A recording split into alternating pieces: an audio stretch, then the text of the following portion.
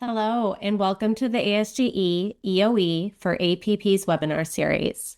The American Society for Gastrointestinal Endoscopy appreciates your participation in tonight's event, Part 1, Diagnosing EoE from Symptoms to Histology. My name is Beth Hayson, and I will be the facilitator for this presentation. Before we get started, just a few housekeeping items. Prior to the start of the session, please scan the QR code to complete the pre-course assessment.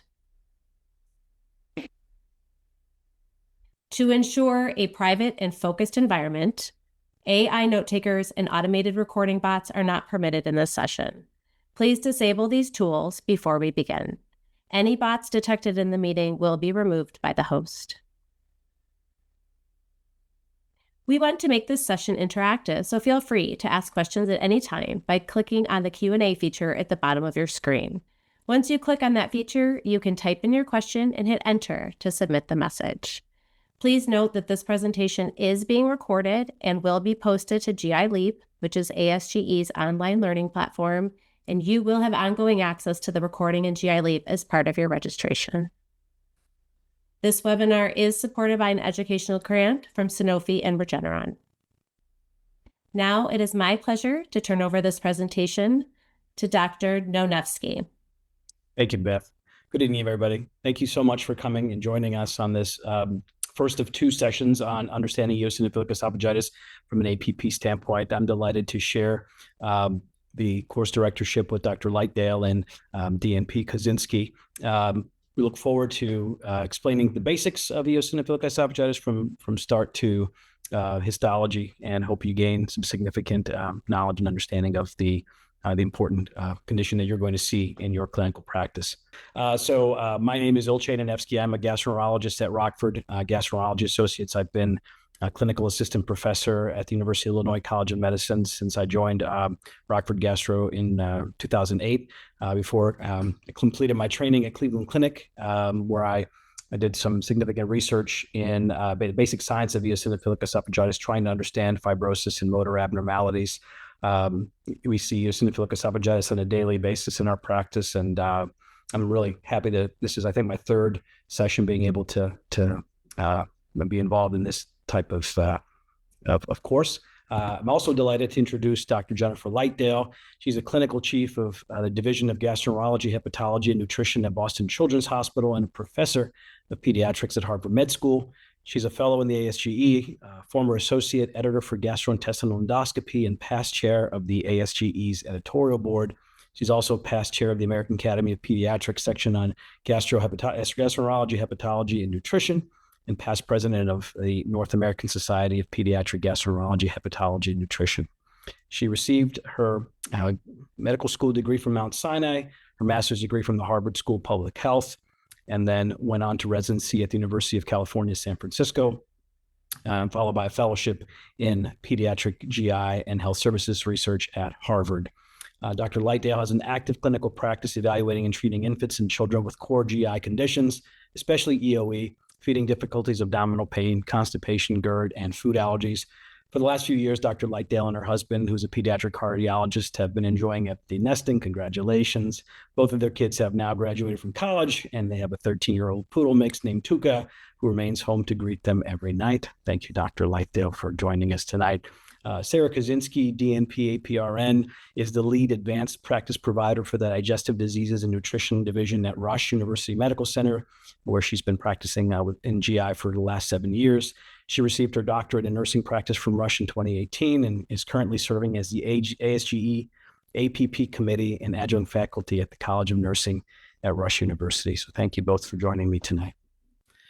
So our objective for tonight is to understand the epidemiology and natural history of EoE for APPs, hoping to give all of the attendants the understanding of why this is happening, when to suspect EoE when patients are presenting with a variety of upper GI symptoms, dysphagia, food impaction, chest pain, refractory heartburn, understanding the essentials for APPs in terms of the endoscopies that we perform on your behalves, looking at EREF score, biopsy protocol, and some documentation pearls, understanding the importance of eosinophil counts and distribution, helping to distinguish EoE from other conditions such as GERD, EGIDs, eosinophilic gastrointestinal diseases, celiac infection, esophagitis, among others, and of course, allowing for time for questions and discussion.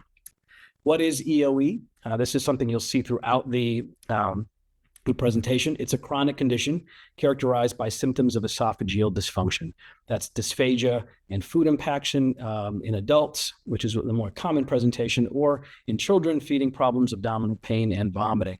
The diagnosis of EoE comes when the eosinophil count on biopsies exceeds 15 eosinophils per high-powered field in the absence of any other causes of esophageal eosinophilia. I'm going to take over talking about increasing global prevalence of EoE. As you guys may be aware, that there is a systematic review from Hahn and colleagues of 40 studies from a wide variation in incidence and prevalence in 15 countries across 5 continents. And what this is kind of showing is that there are higher rates of EoE noted in the wealthier countries. And on the right, you can see the pooled prevalence has increased gradually over several decades, likely due to increased atopic conditions, which we're going to discuss in a little bit. You also noted that there could be some impact of the change in 2018 guidelines, which included patients who had PPI responsive eosinophilia as a part of the EoE spectrum. However, you can see on the right that there's a steady rise even before 2018. So increasing prevalence of EoE, as you can see in this slide, what we're kind of hitting here is that EoE has been investigated worldwide. And given this wide variability, it's likely due to the heterogeneity across the case definition of what EoE is. Also noted here is that EoE is a chronic disease with a rapid rise in incidence that can, with the prevalence also increasing. So I think what we're seeing is EoE is being noticed in lots of places, but what we're really recognizing is it has an impact in emergency medicine, and particularly recognizing that food impactions are likely often due to EoE. So this is a really awesome study, got published 3 years ago, looking at, I think they originally looked at 150,000 ER visits, but this analysis of 49,000 EoE associated ED visits. And what they are able to show, and you can see it in the middle part of the slide, is that EoE was associated with a tripling of visits from 2009 to 2019. And there's a projection, this is what Sarah was alluding to, that you'll see this rapid rise. So that should double again by 2030. So we're just seeing this rise in EoE and how it's impacting our medical experiences. There are fewer EoE patients being admitted to the hospital, and more patients are undergoing upper endoscopy, which we think is a good thing. That means that people are starting to make the diagnosis and they're getting the biopsies. But there's a sense that this is a tip of the iceberg.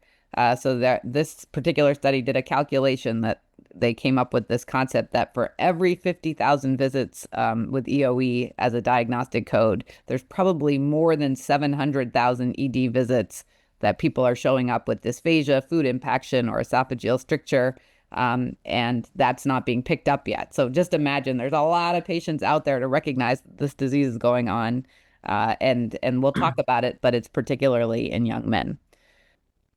And some of this is really, we know there's a rise in allergy going on and allergic conditions. So you're seeing overlap of atopy and EoE symptoms. That's something that affects both children and adults. And that can be either a personal history of atopy or a family history of atopy. And I've already complained, I'm here in Boston and we had rain for about 3 days. And then it got a little warm for the first time. And I have to say, I actually took Tuka for a walk this evening, and I'm already suffering with the allergies. So hopefully no EoE for me. But, allergies are on the rise. And even people who didn't think they had them may be suffering more. And probing for this allergy, like really somebody comes in with GI symptoms and asking them, do they suffer from allergies, may be helpful as you start to interpret their symptoms and decide whether or not they have EoE. Yeah, as Dr. Lightdale said, is an increase in the atopic diseases, especially even asthma is growing to industrialized countries. So we just want to always keep an eye out. And when we start seeing these conditions, thinking, are we screening for EoE, looking for that as well. As you see here, 27% of children and 32% of adults are having allergic conditions. And then the incidence of atopic symptoms and EoE. So as you can see with children and adults, you have this rise in incidence of atopic symptoms in children with EoE. And so that's something you always again want to keep an eye out when you start seeing these, to have your ears perked up and start asking those right questions to screen for the EoE. So EoE in association with other factors. So again, these are great things to take pictures of. Again, there's a lot of content on here, but it's just showing that there is this correlation that we're seeing. They first were thinking it's EoE is strongly suggested of environmental factors playing a role, and that these are potential changes that may be responsible for the development. And many of these specific environmental associations have no clear explanation but beyond the hygiene hypothesis.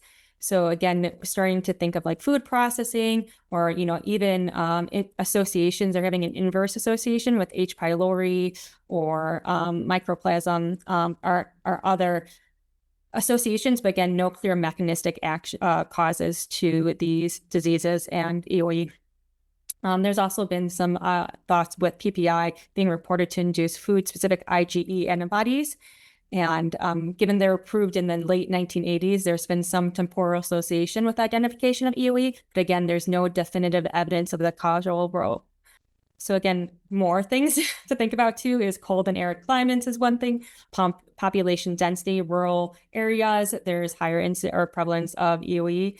And then early life factors, again, the way that people were birthed versus, again, antibiotic use in early childhood, as well as connective disorders. Celiac disease and autoimmune diseases like IBD have also been associated with EoE, but again, still looking into that some more.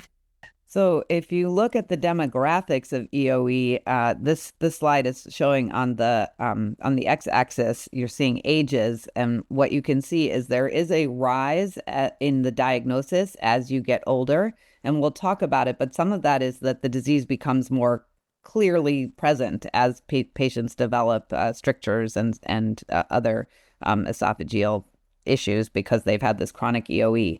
What you also can see in this slide is the black bar is males and the white bar is females. And you see across all ages that males really predominate.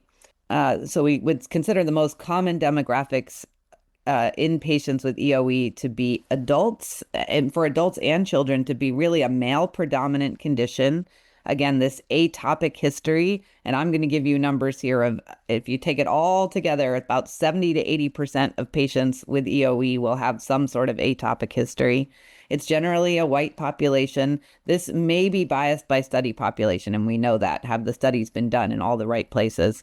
And again, if the patient themselves doesn't have atopy, there's almost always a family history. So just keep in mind if the patient may have it or their family may have it, or certainly both may have that EoE or atopy. And we are starting to see, I see in pediatrics, the family comes in, they've got a complaint, and it'll turn out the one of the parents has EoE, particularly the fathers. And I will say, okay, well, maybe that's something we need to think about in your child.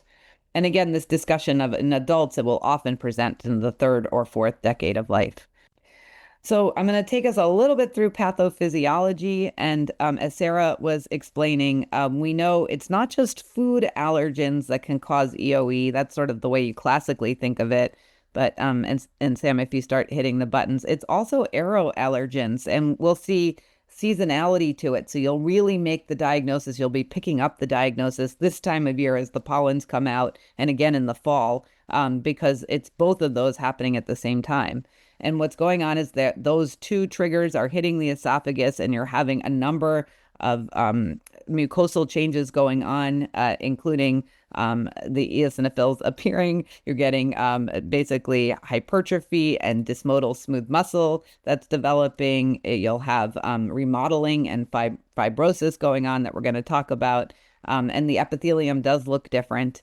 And what the patient's experiencing, if you hit the final button, are their symptoms, which again differ depending on ages. So early on, when you just have these happening for the first time, it might be more about feeding problems and vomiting. But as you move towards adulthood, it's really becoming clear dysphagia, difficulty swallowing, and again, food impaction, and all those patients that are showing up in the ER. So that's what you want to understand, is it's a chronic condition over a lifetime. And this is really this concept of a continuation from inflammation to fibrosis. So initially the issue isn't fibrosis. Initially the issue is inflammation. But this is what Dr. Nonevsky was saying that he studied. What we've really learned is that the inflammation over time is leading to what I'll say to patients is scarring, but it's fibrosis. And that's explaining these different symptoms. And honestly, if you don't pick it up or if the patient doesn't realize what's happening, and sometimes they've just accommodated to what's going on, that does lead to diagnostic delays. And over time, you're having more and more EoE inflammation and fibrosis, and you're actually getting strictures. And that may require either not just anti-inflammatory treatment, but also dilation treatments in some patients. So that's something we want to recognize will happen over time to many patients. And that's really the natural history of EoE, is this progressive prevalence of fibrostenosis. And these are a couple of different studies that have thought about this in different ways. We do know if you have a diagnostic delay of about 2 years, this is on the left side of the screen, that you have about a 47% chance of developing a stricture. And if you wait more than 20 years, you have an 88% chance of developing a stricture. So really recognizing over time, you're going to have that fibrosis developing.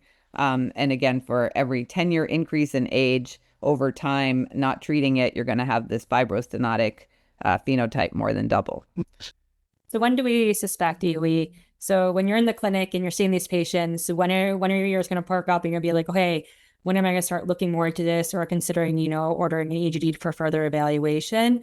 When patients are coming with dysphagia, and we're going to talk a little bit more about other, the symptom and acronyms that are very helpful in clinic to pick up. When you're asking these questions for these patients, you want to make sure they know, what is the type of dysphagia? When is it occurring? Is it with, solid pieces of meat, big, large bread products, or is it with liquids? So kind of diving into where this dysphagia is coming from, food impaction, always having a keen, ear out for that as well. So when they start talking about problems with swelling, say, have you ever had like a choking incident, especially with the younger, like 20-year-olds, when I get them in the office, I'm asking more, it's like the pizza caught in my esophagus, or like I was choking a lot. So asking those right questions and kind of teasing it out, because some people are very blunt about it, but some, especially with like the younger, like teenage, or I would say young adults, and sorry if I'm offending anyone out there, but you have to like piece it apart with them. Like, okay, now tell me this, or again, what do you like to eat? Do you feel like that's easy to go down? Do you feel like you're chewing a lot more? Chest pain too, like a typical chest pain, especially with, again, and going back, I see a lot of like 20, 30-year-olds that we see a lot in clinic for EoE, and it's checking all that. Like, are you having this weird chest pain? And is it typical? Is it symptom? Do they have cardiac risk factors? But again, after ruling out cardiac or pulmonary, then looking more into, again, is it more esophageal?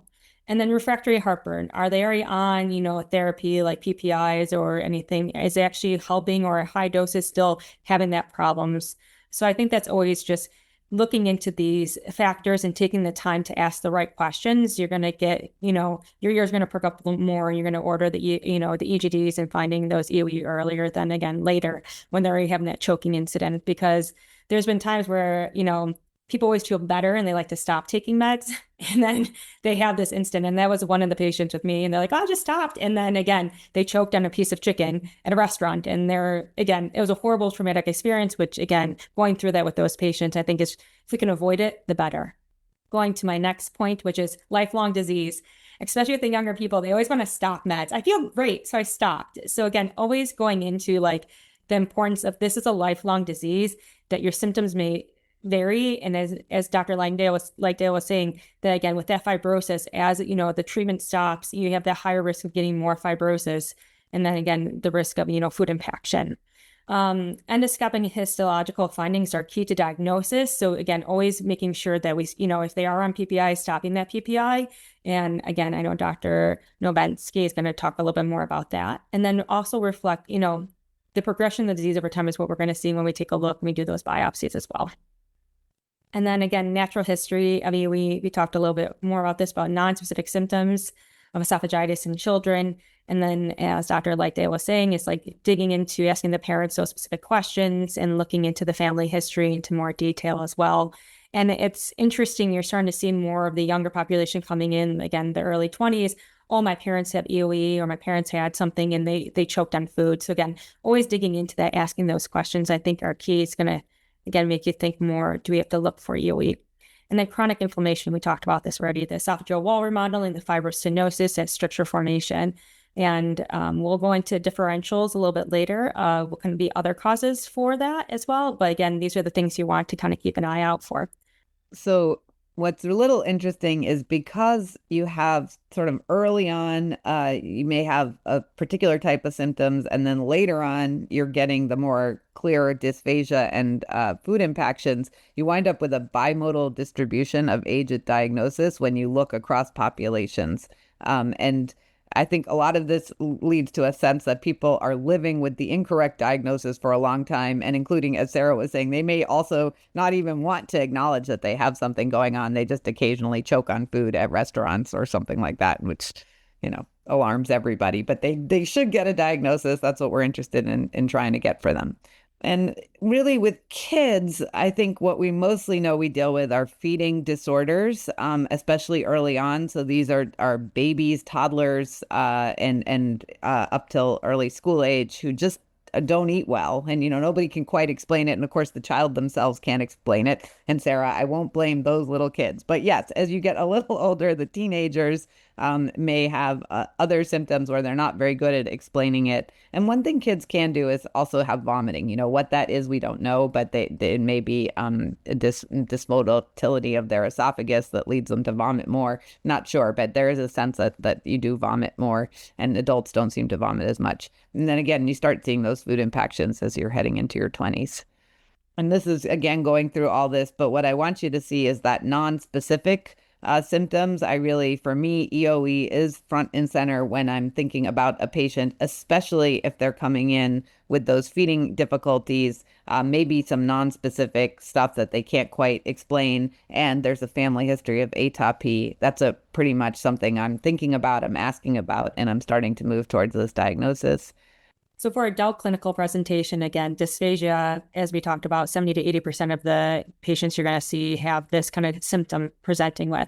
And that's where, again, diving into it, asking those detailed questions about, are you doing different modifications for the food to swallow? Food impaction, unfortunately, at 33 to 54%.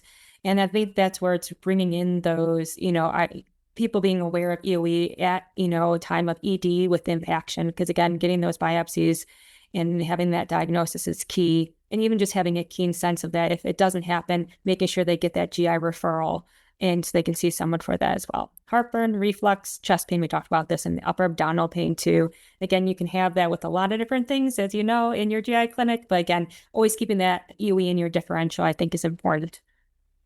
So IMPACT, this is a great acronym. I always use this. I have it as a smart phrase. I think it's great when you're, looking for adult clinical presentation about how they're compensating for that dysphagia. So are they chewing that food? Are they using liquids to help lubricate? Like, I drink plenty of water. And I've had a patient where, again, this was even an older patient, and the wife was saying, oh yeah, you always have to chug tons of water in order to get that, piece of steak down. And that's always, again, red flag right there for me. I need to get you in. Of course, there's other things you're concerned about at that age, but, EoE is still a differential. And modifying that food, cutting it up to small pieces. So when they do eat and they say they're fine, like the 20, 30-year-olds, and really not giving me much information to go on, I just say, what do you typically like to eat? Do you cut it up really small? Do you have to mush it a lot before you swallow it? And again, you'd be surprised when you hear them. They're like, oh yeah, I never realized I did. I did for so long. It just becomes the normal for me. So I think that's always kind of, again, diving into those details. Prolonged meal time, being the last one to sit at the table before they leave, being the last one when all the friends are going out. That's always important too, to ask those questions. And then avoidance of hard texture foods. Like I said, large bread products, meat products, things that are going to be harder to chew and swallow, you want to think about. And then turning pills away or chewing excessively. Those are the older, turning pills away, like the younger and the older populations you think of too when they start, avoiding that. You'd think of, have that in a differential. All right. So let's talk about what we see when we are taking patients to endoscopy. On your left, you'll see what looks like a normal esophagus. I'll take a step back and sort of describe the lining of the esophagus is like the lining of our skin. It's stratified squamous. It's meant to be a tight barrier. And the purpose of eosinophils in the body normally are to fight off parasites. So if I happen to have some bad luck and ingest some type of tapeworm, the same inflammation, the same cells that come to fight that parasite are the cells that are most mobilizing to the esophagus to fight off this allergic insult. And so you can see on the right what looks like a really serious inflammation. You don't have to be an endoscopist to know what normal and abnormal looks like. But what that basically is showing us is that years of continued inflammation, years of these eosinophils degranulating and dropping a ton of bombs on the esophagus to kill things leads to scarring over time. And what we see here on the right is a pretty extreme example of what the esophagus looks like with eosinophilic esophagitis. So you should be expecting any endoscopists that you work with to provide you an EREF score. This is a reference score that serves a purpose of helping us diagnose eosinophilic esophagitis at index endoscopy, but also helping us monitor treatment response. As we'll see later, tissue is the issue. Biopsies still make the diagnosis and guide us, but what we see endoscopically is key. All of the endowriters that we use should have built-in mechanisms to allow this to be incorporated. So if you're not seeing this from your endoscopist, please be sure to ask them to do that. And what EREFs consists of is the acronym for edema, rings, exudates, furrows, and strictures. Again, what we're seeing is an intense inflammatory response. These cells are mobilizing, they're dropping a ton of inflammation, and over time you get any or all of these features. First one we look at is edema. So you can imagine that when these cells, when these eosinophils migrate, they start to create a lot of inflammation. And anytime you have inflammation, whether it's in my knee joint or whether it's in my esophagus, I'll start to have some swelling. So this is the first thing we see, a lack of vascularity. And this is probably one of the ones that we typically don't appreciate as much compared to the other findings, but super important. Rings. So this was kind of the hallmark of eosinophilic esophagitis. I will say that no feature of these is pathognomonic. In other words, you can't look at the esophagus and say this has got to be EoE, but this is highly suggestive. And so we give these scores grades from none, which would be normal, all the way up to grade 3, where you can see at the bottom right quite a bit of rings, even in the middle, quite a bit of rings that develop because of the inflammation affecting, we think, the musculature underneath the lining of the esophagus. Exudates, that is indicating a lot of inflammation, that these eosinophils are not only just spreading in certain ways, but they're actually clustering. And these white plaques correspond to what's called eosinophilic microabscesses. And we'll show you those in a picture later on when we look at the histology. But when we see these, we're usually thinking that perhaps when we're talking about therapy down the road in the next session, that you're going to probably have to escalate therapy rather quickly to get these patients in deep remission. And then furrows, so the lines going downwards, and that's another indicator of significant inflammation. And you can see definitely by the amount, I think the bottom left one, you can see there's a significant amount of rings, there's a lot of edema, and then there's these vertical furrows that are going down away from the image. So all of these are what we see when we're doing endoscopy. And as I mentioned, again, the EREF score is crucial to expect, because when you see these patients in follow-up, you'll determine that they have eosinophilic esophagitis based on biopsies. You'll look at that EREF score. And then as you'll see in the subsequent sessions, when you bring these patients back for subsequent endoscopies, you will be able to see, has the score changed? Have the number of eosinophils changed as well? And that'll guide you, in addition to clinical response, whether they're responding to the treatment that you're offering them. And then stricture is the last one. And one of the things that we probably should emphasize is, unlike a Schottky ring is always going to be at the bottom of the esophagus, even though patients may have esophageal manifestations further proximal in their cervical esophagus area. Eosinophilic esophagitis can happen throughout the esophagus. And so you can see a dominant ring at the bottom of the esophagus, at the junction of the stomach and the esophagus, or you can see the same type of stricture either as soon as you enter the esophagus. And so that's an important distinction to make between peptic stricture related to GERD and EoE. All right, so a systematic review looked at all of the findings in patients who are presenting with EoE.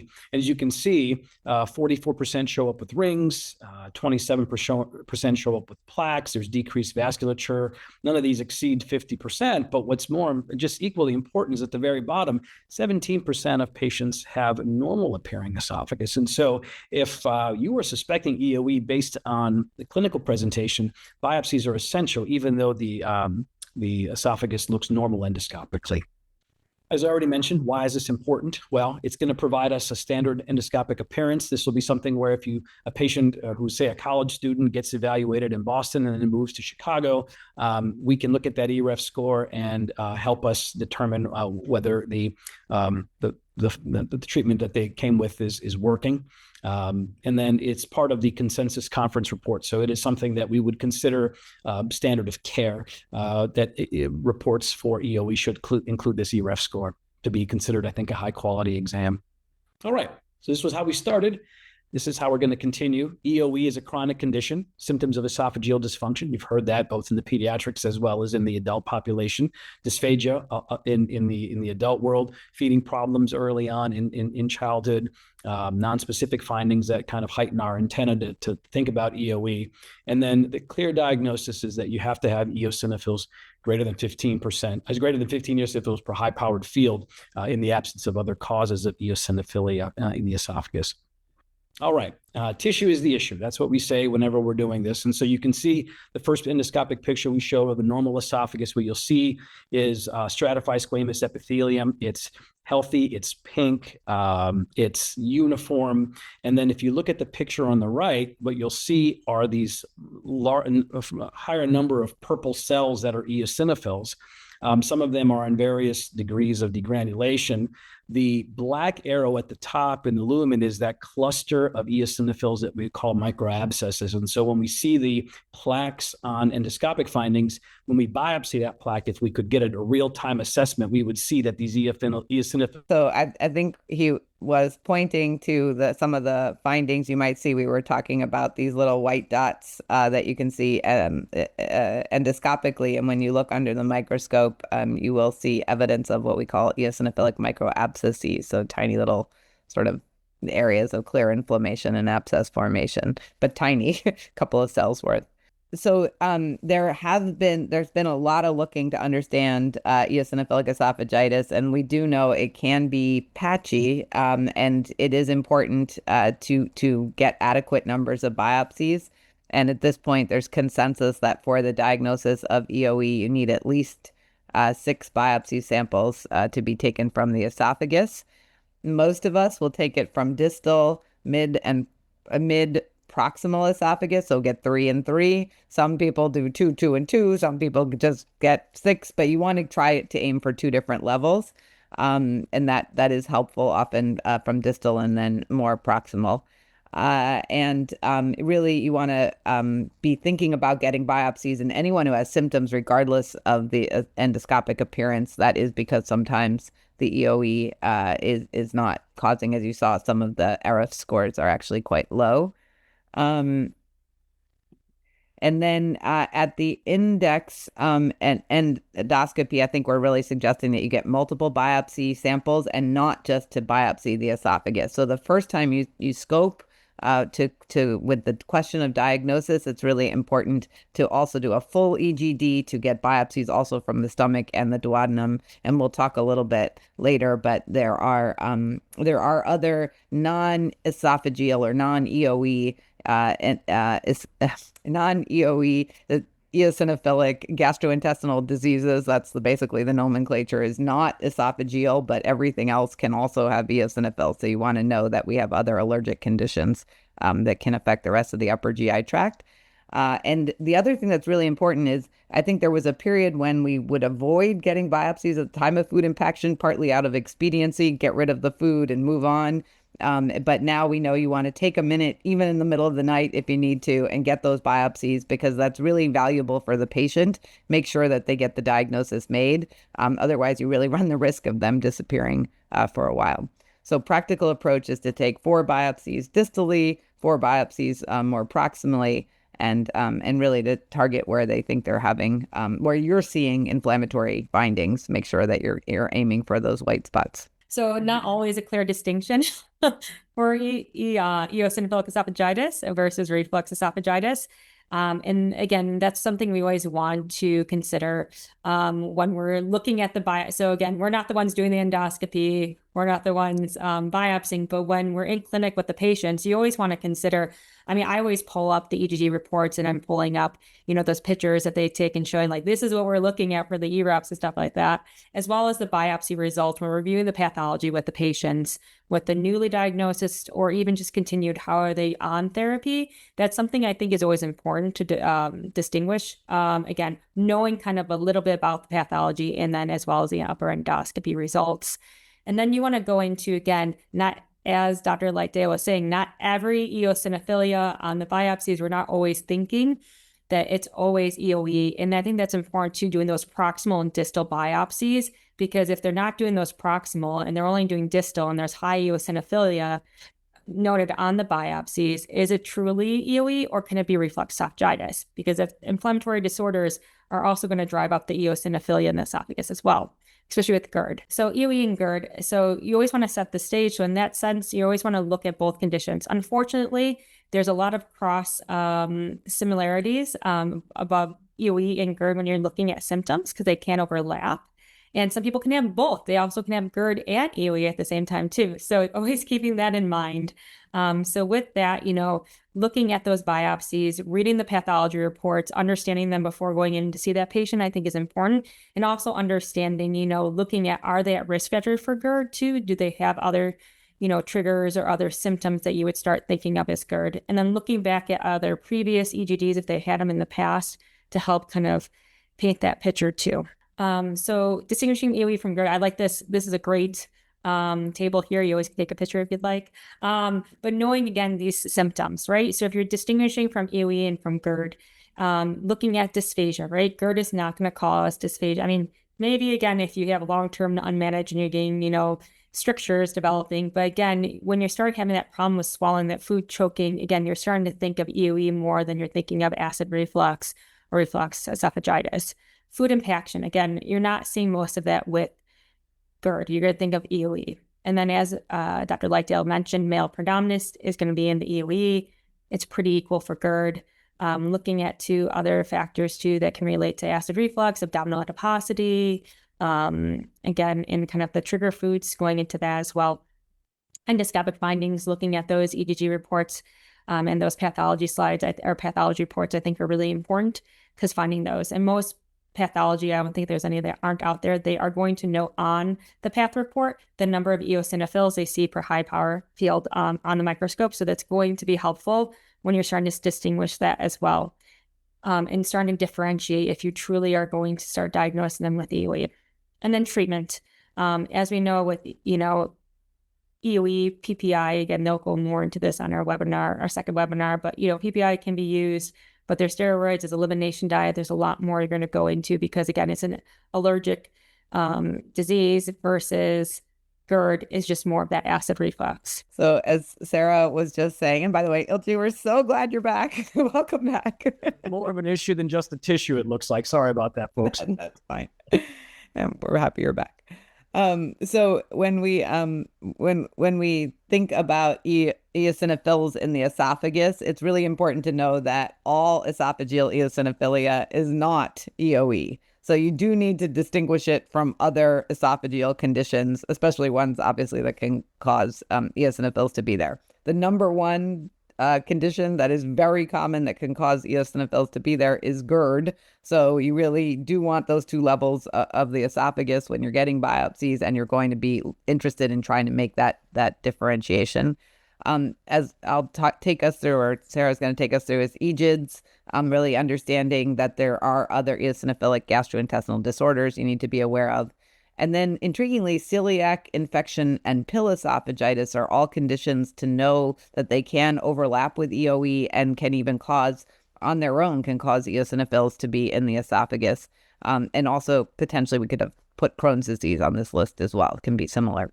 So causes of esophageal eosinophilia include, obviously, EoE that we've been talking about. The GERD, I think, is so important. But then from there, there's a whole list of diseases that you want to think about. And I think I like Sarah's concept of take a picture, because all of these really should be things that you're sort of just running through in your mind as you're trying to imagine what you need to be thinking about when you're looking at the patient. So we've been alluding to it, but in the last couple of years, they've really standardized how to think about eosinophils in the GI tract. So first off, you technically should have 0 eosinophils in your esophagus. So to have any eosinophils there at all does suggest that there's something going on. And then you can have a couple as you move more distally. The colon is really the only place that it's not abnormal necessarily to have eosinophils there, but too many eosinophils should get your attention. So I think what we're all coalescing around is this nomenclature for eosinophilic gastrointestinal diseases. And you really start by recognizing you're dealing with one. You want to specify the location. Is it in the esophagus?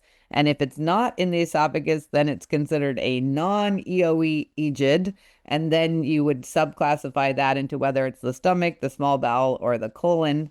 And I think really trying to be standard about that is helping people to make sure they're speaking the same language. So you want to use that standard approach as you're talking about EGIDs, especially if you're dealing with EGIDs that are non-EoE. And just to really, again, hammer home some of this differential diagnosis, we do know a number of infections can mimic the appearance of EoE both endoscopically and also histologically.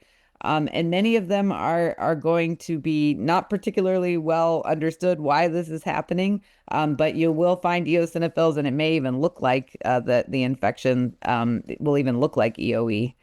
I'm going to talk quickly about celiac disease, which it's becoming clear there is some association between celiac disease and EoE. And in particular, there was a recent study called the Espresso study that was basically done in Sweden, which showed that patients with EoE seem to be it's increased risk of EoE in patients with celiac disease. So once you have celiac disease, you seem to be at risk over time of developing EoE. And so I think it's something to keep in mind as you continue to monitor patients over time, that these conditions do seem to have overlap and may appear one before the other, sometimes together. So you have to have them always on your radar screen. And similarly, pill esophagitis, I definitely have patients show up, the kid who's taking sort of classically taking antibiotics for their acne doesn't swallow the pill with water in the morning. They sort of just throw it down, and it inevitably causes pill esophagitis. But what we know is that actually may be because you've developed the pill esophagitis because you have EoE. You don't swallow pills as easily. The pill gets stuck. And so lots of reasons that the EoE may put you more at risk for pill esophagitis. But I think it's important to have that in your differential if you think you're dealing with pill esophagitis, is that there may be EoE underneath. And to that next slide on this, how do you tell them apart? So I think because you might have EoE and now develop pill esophagitis, or the pill esophagitis might be the sort of presenting issue that then leads to the diagnosis of EoE. I think the two conditions can get confused, and you can even think in a patient with known EoE that it's a flare when actually they have an issue because of a pill getting stuck. So the key, I think, to pill esophagitis is the symptoms really are very quick onset. Usually it's quite dramatic pain, and it will often be temporally related to having taken a pill. And when you look inside endoscopically, the damage may be localized to where the pill got stuck. And this is a endoscopic picture of pill esophagitis, which it has some, you almost could get yourself confused. With EoE flare-ups, like for instance, in this high allergy season we're in now, you're going to see the symptoms developing more over time, and it's going to be more a sort of chronic sensation of food, difficulty swallowing or food getting stuck. And that might or might not involve any taking of pills. So just having those two things in your head and trying to they aren't mutually exclusive, I guess, is what I'd want to get across. You really need to think of them both together, and they both could be happening. Okay, back to Dr. Nonevsky. So here's the current EoE diagnostic algorithm. You already are coming in with this notion of having a patient with EoE. We definitely need to do the upper endoscopy. We need to take the correct amount of biopsies. Hopefully you covered that during my hiatus, my sabbatical there. And then we have to confirm that there's 15 or more eosinophils per high power field. The question is what do you do if there's 14? It's close enough. You're going to treat them, especially if there's enough clinical suspicion for EoE.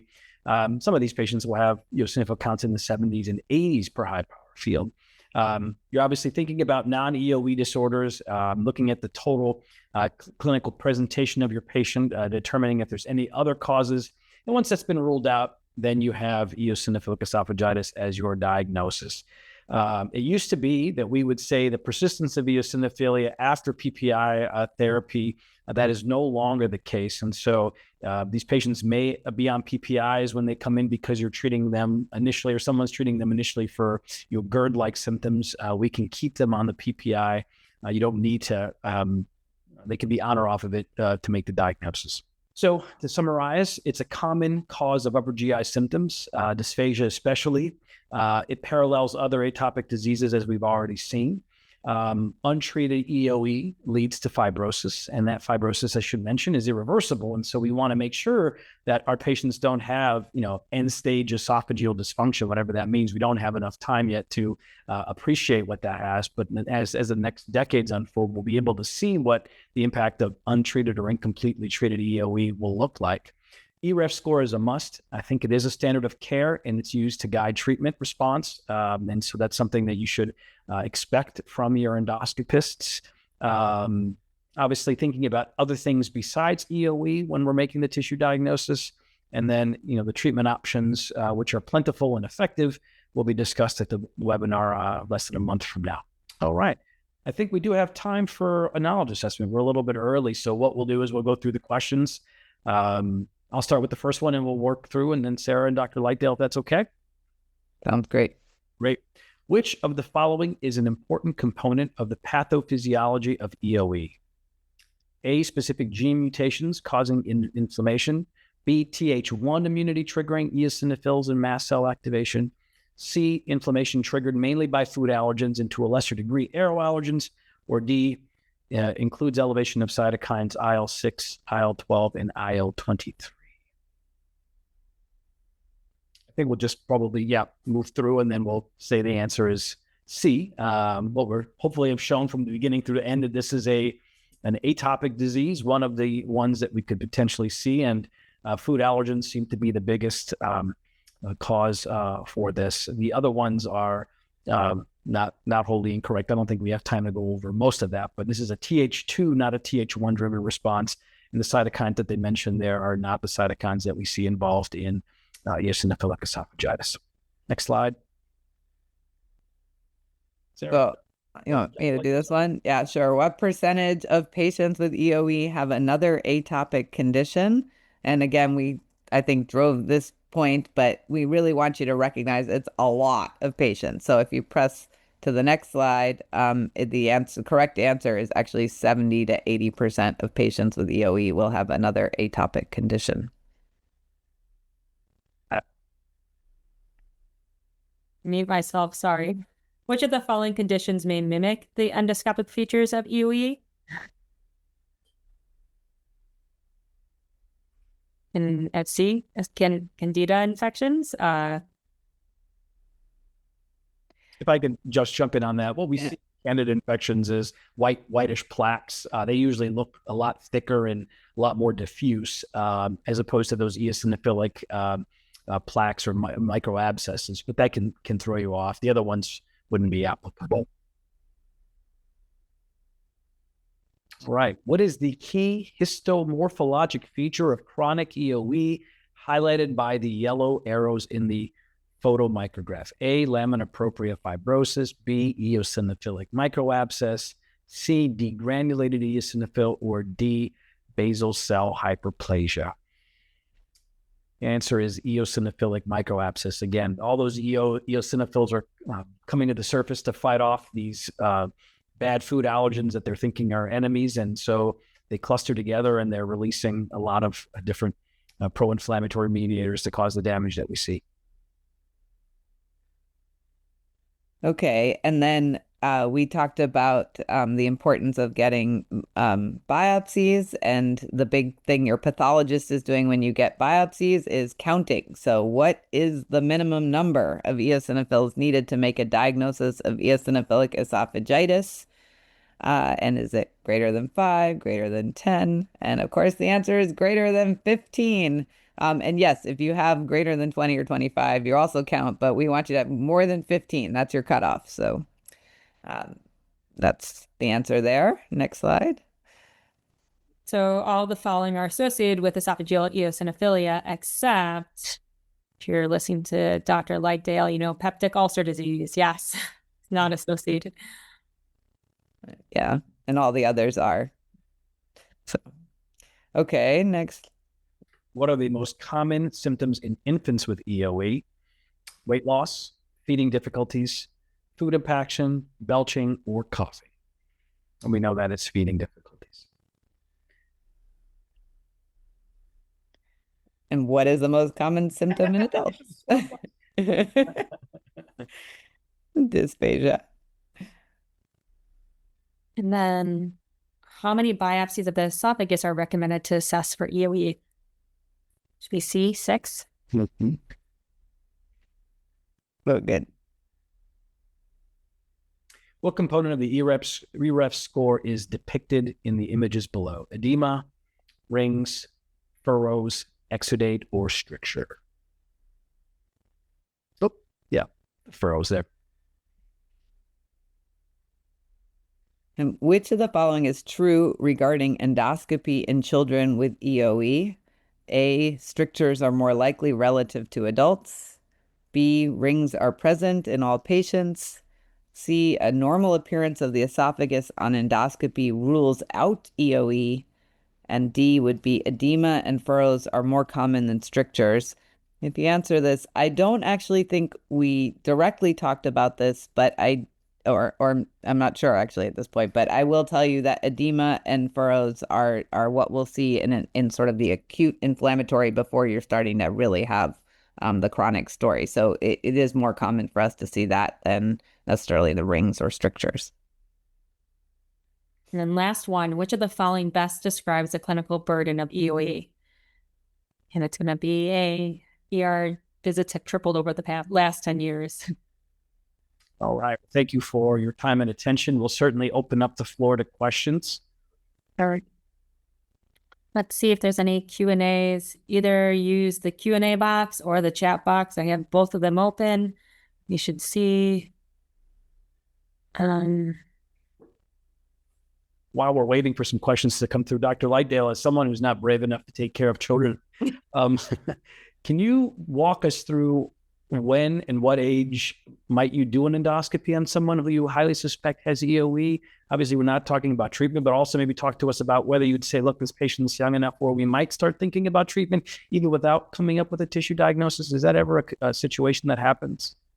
Oh, no, certainly. So we certainly see EoE at very young ages, and actually the FDA has approved some of the medications, including dupilumab, is down to a year of age for EoE and 6 months for asthma. So for me, it might be the 1 to 2 year old who hasn't seemed to be, they won't actually eat solids. At that point, you really need to start saying, what's wrong with this child that they won't eat solids? And the family will certainly notice, every other kid on the block is eating solids and their child is insisting still on drinking all of their nutrition. And that will often get people's attention. And then, certainly by school age or whatnot, if they're not eating well, that'll get everybody's attention. So they're often quite thin. So failure to thrive is sort of a classic moment where you start thinking about it. So, at what age would you say you would consider doing an endoscopy versus empiric treatment? Is there an age cutoff? Oh, well, I never empirically treat for EoE. So EoE is one of those conditions I want to make. But I'll give you an 18-month-old where they had been seeking every other kind of help. So had been to a feeding therapist who said, maybe you should go see, Dr. Lightdale. And the truth is the child was covered with asthma. Both parents had very strong atopic history. And that one, I met them and sort of recommended at that visit that we get the EoE, I was just 100% sure that that's what he had. And he does have EoE. It's really interesting. You started to treat and it made a big difference for him. So, people are, they've been looking for other ready to try to invest in all kinds of feeding therapies, but what we needed was a medical diagnosis of what was going on. So I think you can't be afraid to do the endoscopy, and that's my life. I know. Okay, we have a question in the Q&A. Yes. So from Sophia, if you're trying to rule out eosinophilic esophagitis versus GERD when you're looking at eosinophilia infiltrates, especially if there's more in the distal compared to proximal biopsies, how would you differentiate between GERD and EoE? You want to take that? Sure. It comes down to number of eosinophils. Typically less than 7, less than 3 would be more related to GERD. If you're seeing eosinophils beyond that 15 to 20 mark, it's probably not reflux related. But this phenomenon called PPI responsive esophageal eosinophilia is real. I mean, 40 to 50% of patients respond to PPI therapy as the monotherapy in patients with eosinophilic esophagitis. And so something's happening where the acid reflux might be increasing, opening the windows, if you will, between the cells and allowing the allergens to get in. But it's unlikely you're going to see that. There are some histologic differences between what we see in eosinophilic esophagitis and in GERD. And so sometimes the pathologist will make that distinction, but it's usually pretty easy. But yeah. Yeah, and I mean, I would also say you can ask symptoms. You can, and to know they don't necessarily rule each other out. So you can have both going on. So it is certainly okay to say, let's treat you and go back and scope again and try to decide what's going on. So, okay, next question. Is spontaneous perforation common outside of dilation? No. That's the good news. Yeah, I mean, patients, we worry sometimes that dilating the esophagus in patients with eosinophilic esophagitis can lead to perforation. But when they looked at the studies and compared it to dilations performed for peptic stricture, there's no difference both in the rate of perforations or the complications. So a dilation is safe and effective in EoE patients. Start low and go slow is what we tell that. And I do think treatment of eosinophilic esophagitis before dilation is a good idea to help, if you will, soften things up a little bit and make the esophagus mucosa less inflamed. I mean, food impaction, you're just going to end up choking, which is why, again, doing the EGD is what's going to be there. I don't think there's a spontaneous perf, if that's what you're alluding to for the person who asked the question of if it gets so tight in there, is it going to pop? I don't think. There's a case study of somebody swallowing a Dorito and having it perforate. I mean, it's few and far between. But yeah, that's why we don't eat processed foods. Okay, so for another question is, should we always use a 4-14-4 rule for getting biopsies for EoE? Don't know what that is. So Nak, if you can add a couple more to that question, we'll ask. And then another question is there a relationship between metaplasia and the incidence of EoE? So the answer to that one is no. To date, we have not seen a relationship between EoE and metaplasia or cancers in general. So that, again, some of this is you're really dealing with an allergic condition, and fibrostenosis is the good news rather than precancerous conditions. So now they have to have GERD going on at the same time as EoE. Well, that's true, actually. A good point. Barrett, you certainly, there's nothing about EoE that protects you from Barrett. So I think you need to keep that in mind and be taking a good look at an esophagus all the time. So if you see that, yeah. When you're looking at natural history, I do think that we're going to see more cases of EoE-related echolalia type symptoms. I mean, that's what happens when you've gotten so much fibrosis over years. The esophagus just stops working, and so you can get this sort of hypocontractile state. I don't think that's quite well yet characterized, but there is this idea that inflammation over time may lead to something like echinacea. So again, one of those things where if patients are like, well, if it doesn't cause cancer and I just eat slowly, can I just avoid being on treatment? The answer is no.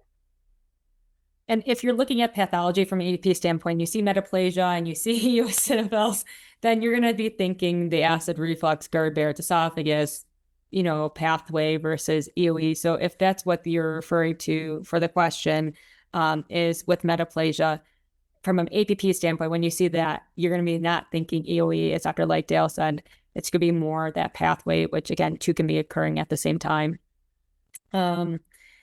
So another question we have is, in patients with EoE, how commonly is peripheral eosinophilia seen, and is it expected to improve with effective treatment? Are peripheral eosinophil counts reliably correlated with disease activity or histologic response? So back to the first question. How common is peripheral eosinophilia seen? I mean, usually on any table, it'll say plus minus. So you can see peripheral eosinophilia. You might not see peripheral eosinophilia. So it's not uncommon, but it's also certainly not pathognomonic, and you don't have to see it in order to be having suspicion.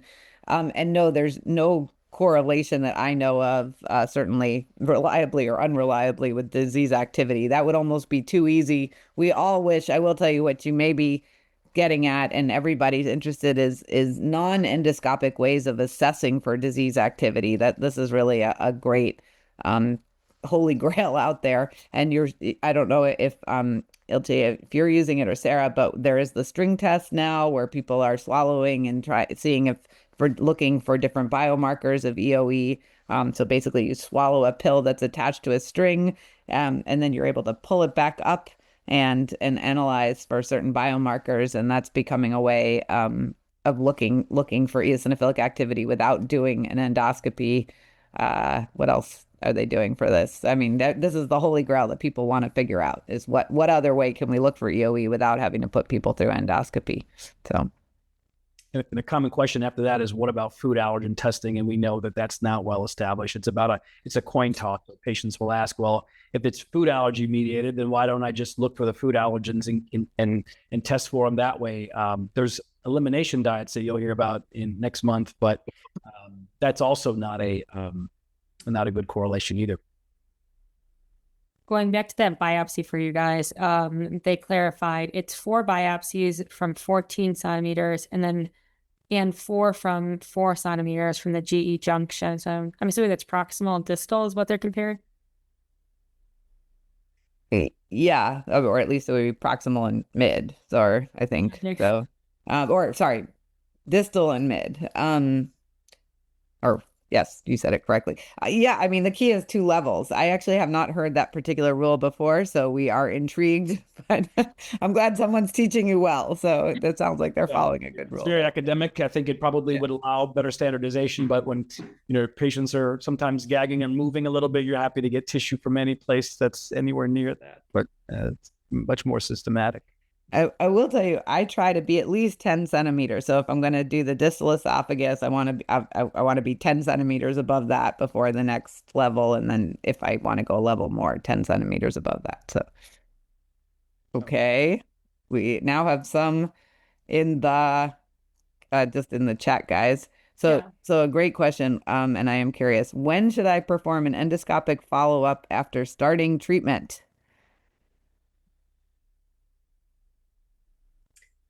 In the adult space, it's typically 3 months. I mean, 8 to 12 weeks is when you kind of look to see what you're offering them. You typically start with PPIs, depending on how sick they are and how much symptoms they have, or topical budesonide or dupilumab. But it takes about 12 weeks for the inflammation to calm down, regardless of the approach it takes. So 3 months is practical. It's often difficult for patients to come in over and over again, but as you'll see, it really is important to, once you make the diagnosis and put the patient on treatment, that you just don't think, well, the symptoms are going to guide us. We need a second endoscopy to document healing. And that, of course, we'll talk more about that with the next seminar too, as well. So Okay, and then there's one more question that's a little bit, and I mean, you sort of alluded to this, Dr. Donevsky, but it's basically when should we begin the insurance approval for dupilumab as soon as, or should we begin it as soon as EoE is biopsy proven? And I don't know what your practice is like at, what point are you bringing in biologics versus? Yeah, it's reserved for patients that haven't responded to PPIs, and those patients who may have significant breakthrough, quick return of symptoms and inflammation after completing a 12-week course of topical budesonide. More and more we're seeing the patients that are actually coming back are the ones that are typically more sick, and so they're the ones that dupilumab would be, I think, a reasonable agent to start a little earlier on. If I see eosinophilic microabscesses, and that's usually telling me you're dealing with a pretty aggressive phenotype, if you will, or big deep ridges. I mean, if the ERF scores are pretty high, then and the symptoms don't seem to respond to the initial therapy. And there are some patients. I have a dairy farmer with EoE that doesn't want to avoid dairy. I have some patients who say, look, food avoidance is probably, elimination is going to be the end of me. So, and I can't see myself doing the topical budesonide. I think an injection, a biologic would be more convenient for my work schedule because I travel, half the year.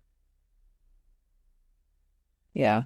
I'm finding insurance won't approve it until you've made some other decisions. But it's always, I think what we like to talk about is always shared decision making. You're explaining to the patients what are the options, and you're thinking with them, to your point about what's their preference. And some of them really do want you to give them the medicine that's going to do, take care of this. So, okay, we have a few more questions. So, all right. Ready? Once remission is achieved on therapy, are there recommended intervals for future endoscopy, or should they only get EGDs if they're experiencing symptoms? My approach is typically we put them on what we think is definitive therapy. We do a repeat EGD in 3 months. Let's say they're one of the 40 to 50% of patients that respond to PPIs. If I go from an eosinophil count of 40 to 7 after PPI therapy, I'll bring them back once a year. It seems to be where we're moving towards, is to have a look once a year to see where things are at. Considering the diagnostic delay and the natural timeline is, by the time you're waiting for patients to have symptoms, they're probably further along than they need to be. And so we're looking for deep remission, like we would in patients when we discuss inflammatory bowel disease. Typically 3 months, and then again 3 months if there's a treatment change. And if we can get a stable treatment that seems to lower the eosinophil, as of course making them feel better, I'll bring them back once a year. What about in the pediatric space, or what are you doing at Rush? Yeah, we're somewhat similar. With you're looking for remission, and then once you're in remission, you're probably more in the 1 to 3 years. But actually, Sarah brought it up where, especially, a child is doing what their parents say, but then you get into the teenage years and all of a sudden they've been feeling better. They may take themselves off their medicine. So I will tell you, I will generally scope you before you go off to college, or, as you're graduating from high school. I want to know it's under control. The parents certainly want to know that they're not going to be called from some outside emergency room, that their child's there with a food impaction. So, just making sure we're in the right place becomes important at various moments. Okay, Sarah, you get the last question. You ready? Sure. If EoE and GERD can coexist, should they be thinking about biopsies if we find esophagitis grade C or D? So if you're talking about in the endoscopy, I mean, you can biopsy, but sometimes that inflammation, and again, I'm not the endoscopist, but tell me if I'm wrong. I know at least for Barrett's esophagus, you can hide intestinal metaplasia with grade C and D. So my thought is you're probably not get the greatest biopsies with EOS, or the eosinophils are going to be so high because of the grade C and G esophagitis. So again, you might want to treat them for that. So if you're seeing that, treat them with the PPI or whatever, or PCAB, and then have them come back and take a look. However, I don't know what you guys think, because again, I know that can mask. If you do distal, again, I'm totally going off of what I thought. doing proximal and distal, you'll see if the proximal, if it truly is GERD, you're not going to see that proximal really have high eosinophils if it's GERD, even with grade D and C, versus, again, if it's just GERD itself, it'll be a lot more at the lower end of the distal. So tell me if I'm right. Yeah, practically speaking, if you've got grade C, if you've got grade C or D esophagitis, you've got a GERD problem, and that needs to be solved first. And you could very well have, 15, 16 eosinophils, even proximally, if you've got a high enough, you got free reflux going up. So if you've got that kind of level of reflux esophagitis, that needs to be completely treated before you start thinking about EoE. And then there could be some, concomitant EoE that can be diagnosed later on. But if you got that type of presentation, typically EoE is, I don't see typically dual diagnoses in that case. So my thought would be treat them for the GERD, see how they do, then maybe rescope in a little bit and get them off the PPI because you're healing up the esophagitis already. And then you can have them come back and do that whole washout of the PPI and rebiopsy to see if it's really eosinophilia or EoE. If you've got grade C or D esophagitis, it's very unlikely you're going to get off of PPI. Yeah, I'm really watching for a washout. How sick do you want to be? I'm not stopping my omeprazole. Yeah, especially once you get treatment, you feel so good probably off of it. Yeah, I mean, again, if they look good on the PPI anyways, what does it matter? Because then they're responding too. Awesome. Okay. This was great. Those were great questions. Thank you all so much for coming. And just a reminder, if you wanted to register for part 2 of the webinar, Therapy Fundamentals, PBI, Topical Steroids, Biologics, and Diet, which will take place from 7 to 8:15 on June 24th. Here's a list of all the upcoming ASGE events. Visit us at asge.org events to see all of the opportunities. And after this webinar, you will receive a post-course assessment and a short survey. We do welcome your feedback, which will help us ensure that ASGE continues to fulfill your educational needs. We thank you again to our presenters and also to our attendees for making this session so interactive. And we hope this information has been useful to you. We look forward to seeing you on part 2. And with that, we'll conclude our presentation. Have a wonderful evening. Thank you so much.